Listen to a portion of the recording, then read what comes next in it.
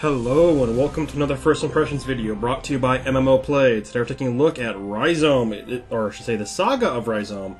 It is a free-to-play MMO brought to you by Winch Gate. It was originally released way back in 2004. It looks like the newest version of it came out in February of 2012. This is a fantasy RPG, you know, the usual MMO RPG. Just gonna make a character and gonna go through some of the options just to see what the creation's like.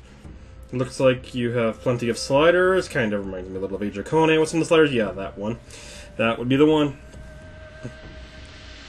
Looks like you couldn't quite pick all of the different races on the free-to-play version. There's a subscription optional, which gives you some microtransactions.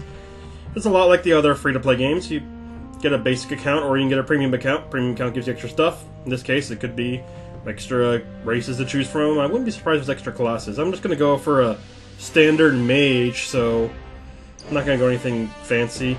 Looks like we have different configurations. I'm going to pick WASD because that's what I'm comfortable with. Can pick a name, and then we're going to hop right into the game. So let's just kind of jump forward.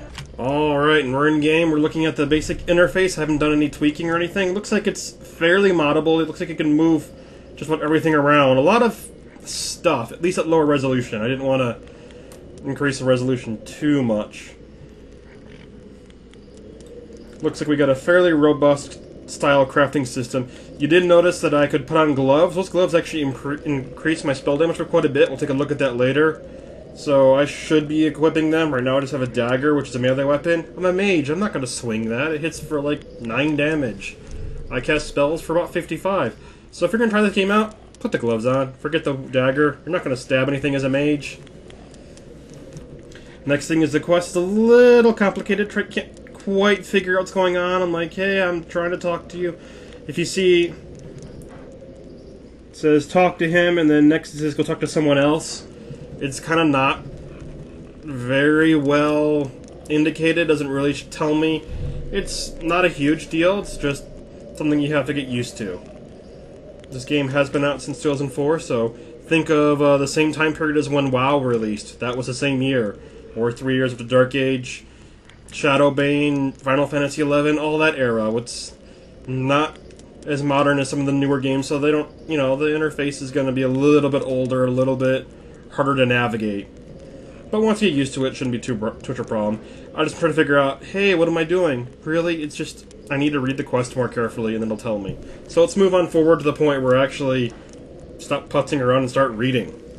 Alright, and we're finally on the next step of the quest. That's right, I'm on the next step. I've walked over here.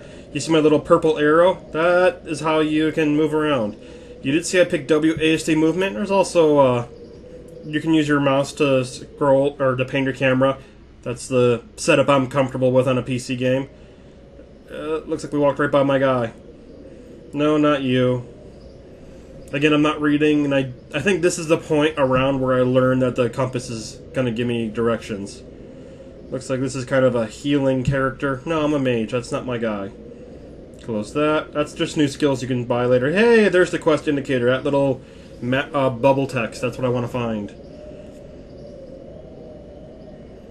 And a lot of times to bring up the little like interaction type thing, you have to click on them. Double clicking shows all of the missions available.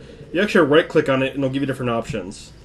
But for now, I got what I'm looking for. I'm gonna go kill some monsters. Hey, follow the... Oh, I still haven't figured it out yet. So let's fast forward. I actually did figure this part out eventually. Oh, did I get it right now? Nope. Okay, we're fast and forward. Alright, I'm finally ready to kill something.